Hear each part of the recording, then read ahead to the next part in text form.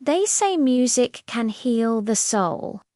But some songs don't heal, they erase. A faint note plays in the background, soft, beautiful, but the longer it lingers, the more the world around you fades. What if a melody could steal your entire past, every memory, every face, every love you've ever known? This is the legend of the song that erased memories. No one knows where it began.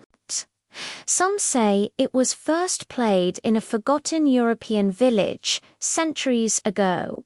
A song so perfect that every villager who heard it stopped speaking as if they had nothing left to say. Old journals mention a tune called The Whispers of Oblivion in one brittle 19th century diary. A woman wrote, "I heard the music in my dreams. When I awoke, I could not recall my husband's name, nor my own. No one ever found the sheet music, only fragments of lyrics, half-burned pages, and stories whispered by those who almost remembered." Elias Thorne was a musician who lived for discovery. He collected forgotten songs, lost instruments, strange recordings, anything that sounded unlike the rest. One night, while exploring a deserted music hall in Prague, Elias found an unmarked box.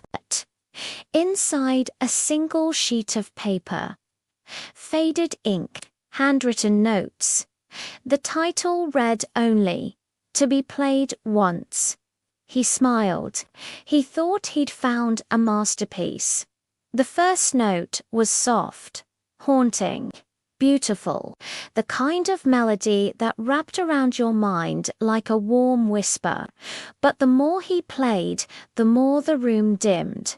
Colors began to fade. The photographs on the wall turned blank. And Elias couldn't remember what song he was playing anymore. Days passed. Elias forgot his neighbors' names. Then his own compositions. Then music itself. He wrote letters to a doctor, but when they came to his home, he didn't recognize them. He didn't even remember why he'd written. The walls were covered in sheet music, every note scribbled over the next in desperation. At the center of it all, that same melody. The forgotten tune was playing softly from a broken gramophone, though no record spun inside. And as the final note echoed through the house, Elias Thorne vanished.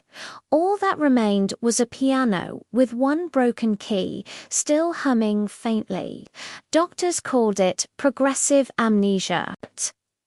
But those who investigated swore they heard something else in that house, a faint, ghostly hum. The melody surfaced again decades later on an old radio broadcast in 1974, a classical station in Italy. Every listener tuned in that night forgot they had. The station shut down within 24 hours. The recording was never found. Some say the song still exists online, hidden deep in dark corners of the internet. A file with no name, no metadata, just one warning: do not listen until the end. Elias Thorne's final note still lingers, a melody that doesn't end, only fades. And when it fades completely, another ear begins to hear it. They say if you listen closely to silence, you might catch it, a hum behind the world. Soft, distant, calling you to remember what should be forgotten.